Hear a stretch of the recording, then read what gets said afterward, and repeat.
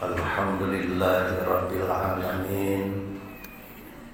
Asyhadu an la ilaha illallahul malikul haqqul mubin. Wa asyhadu anna Muhammadan abduhu wa rasuluhu afdhalul makhluqin.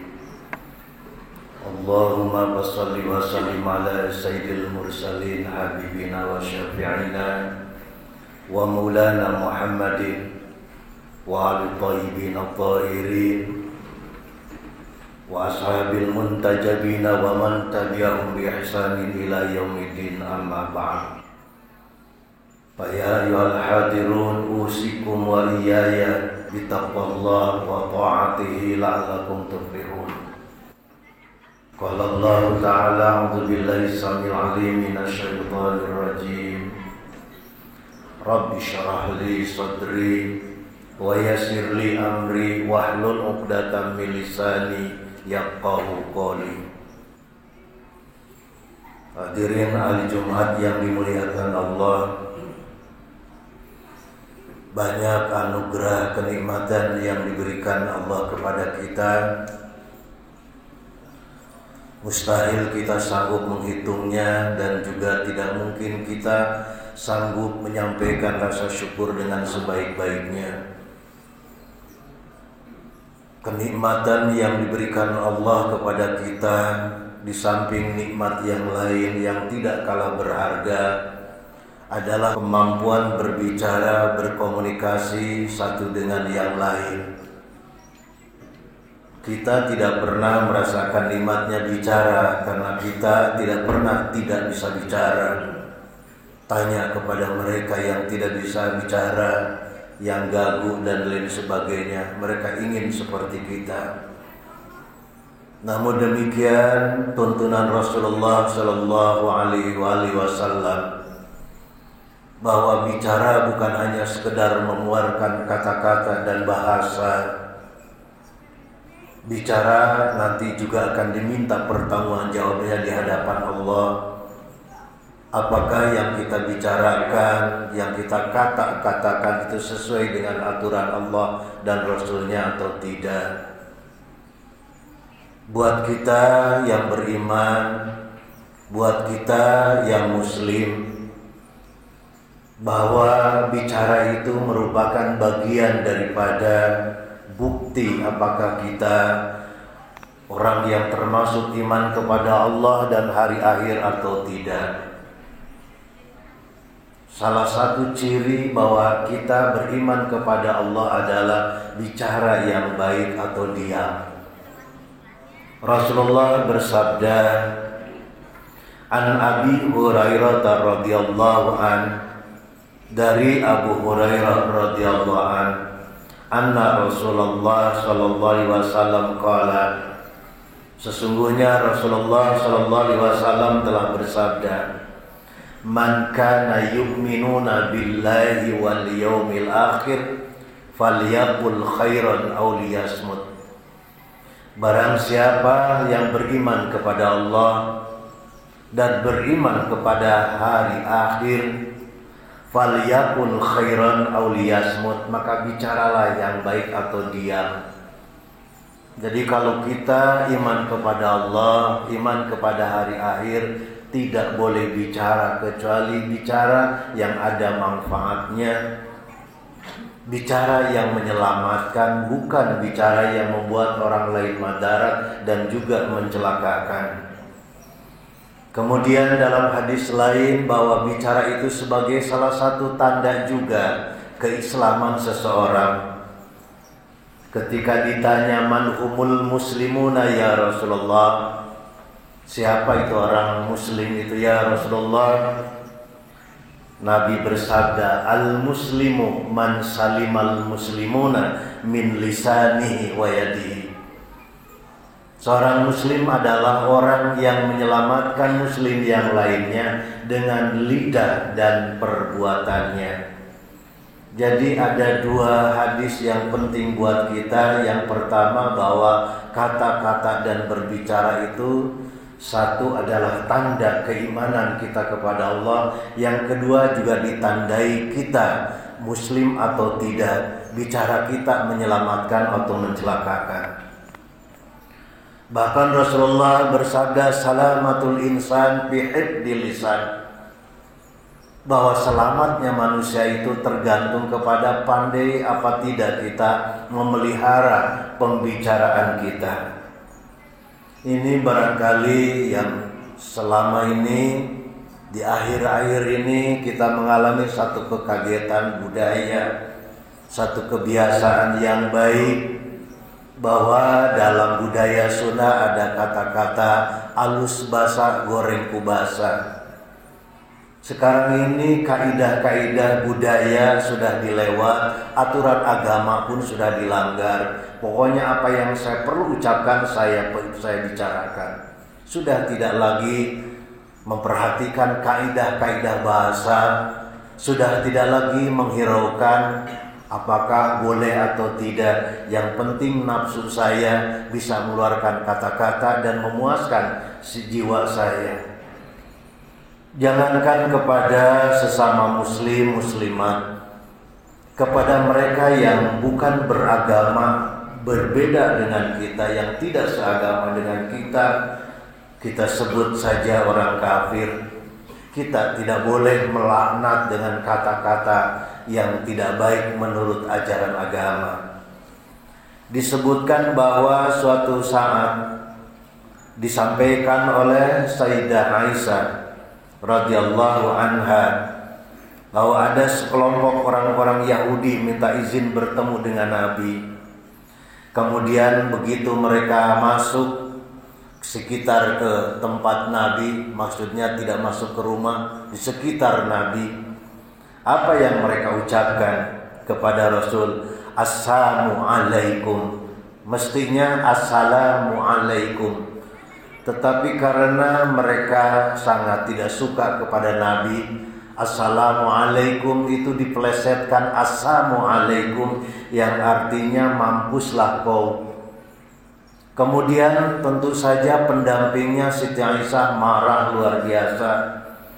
Siti Aisyah mengatakan, bal alaikumussalam wal laknatullah alaikum.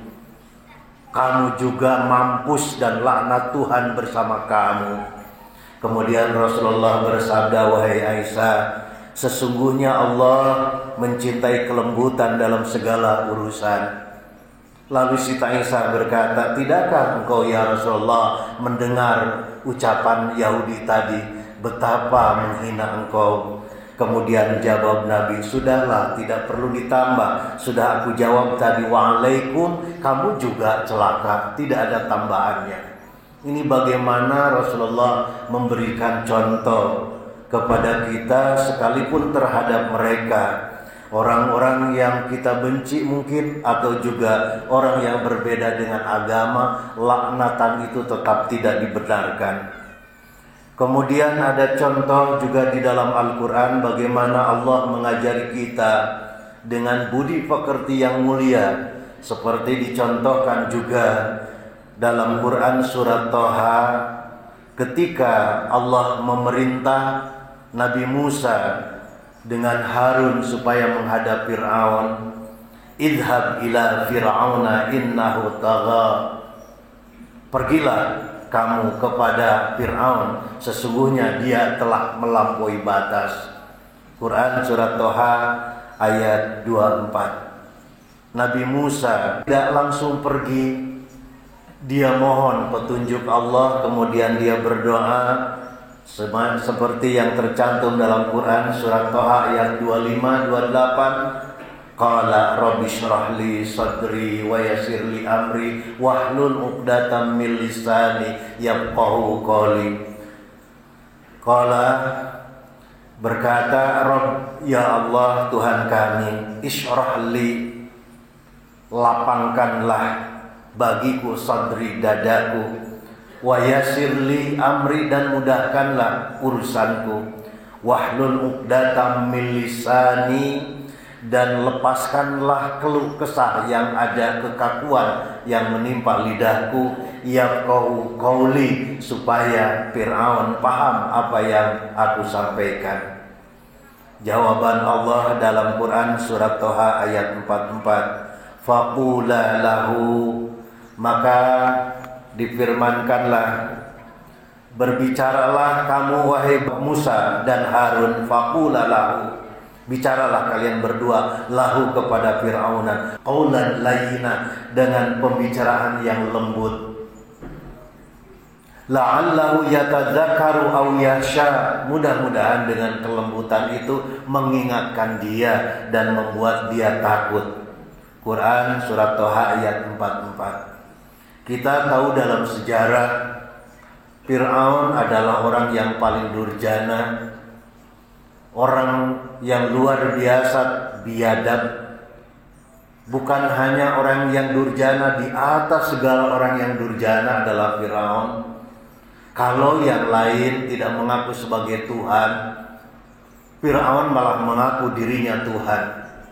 Kalau menurut nafsu manusia seperti kita, boleh kita ludahin saja wajahnya, kita caci maki dengan sekehendak kita.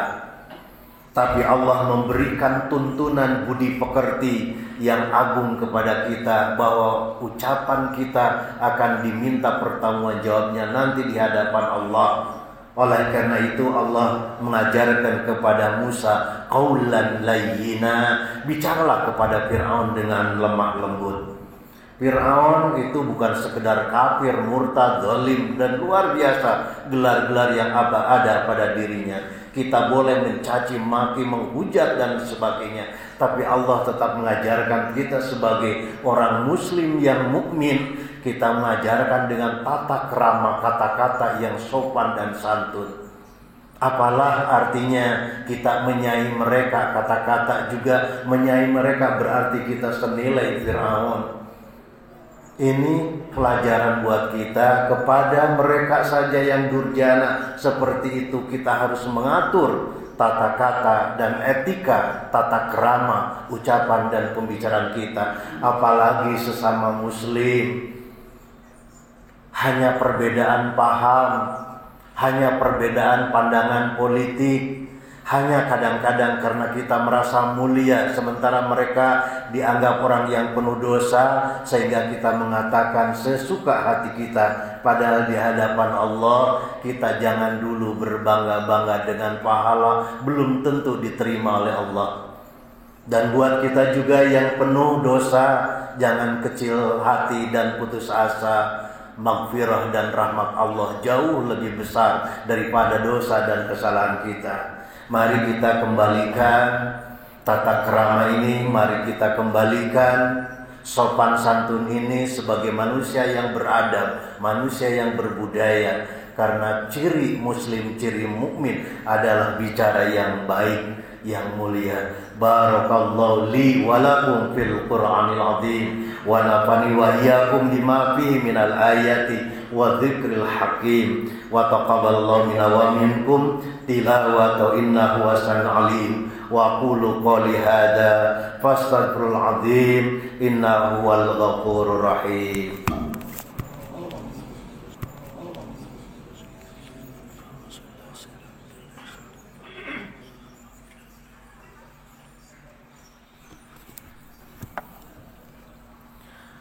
Alhamdulillah hamdan katsiran kama amar, wa asyhadu an la ilaha illallah wahdahu la syarikalah irghaman liman jahada bihi wa kafar, wa asyhadu anna sayyidana Muhammadan abduhu wa rasuluh sayyidul insi wal bashar. Allahumma shalli wa sallim ala sayyidina Muhammadin wa ala alihi wa sahbihi ma tasalat ainun binazar wa udhunin bi khabar amma ba'd. Wa ya ayuhan nas usikum wa iyaya bi taqullah faqad fazal muttaqun. Qala Allah ta'ala a'udzu billahi samil alim minasyaitonir rajim. Innallaha wa malaikatahu yusholluna 'alan nabi ya ayyuhalladzina amanu shallu 'alaihi wa sallimu taslima. Allahumma shalli wa sallim wa barik amin ya Allah ya rabbal alamin. Allahumma ighfir lil mu'minina wal mu'minat wal muslimina wal muslimat al ahya'i minhum wal amwat. Allahumma izzal islam wal muslimin wa adhil syirka wal musyrikin wa ansur man nasara din wa akhdul man khadalal muslimin wa damir a'da'adin wa ali kalimatika ila yaumiddin.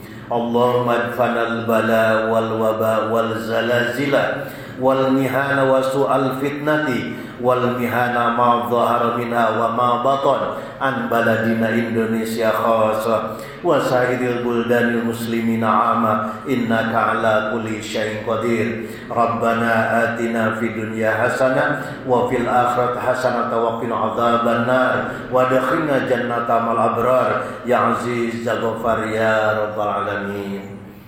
Ibadallah, innallaha ya'muru bil 'adli wal ihsan wa ita'i dzil qurba wa yanha 'anil fahsya'i wal munkar wal baghi ya'idzukum la'allakum tadhakkarun wadhkurullahal 'azim yadhkurkum washkuruhu 'ala ni'ami yazidkum wa la dzikrullahi akbar.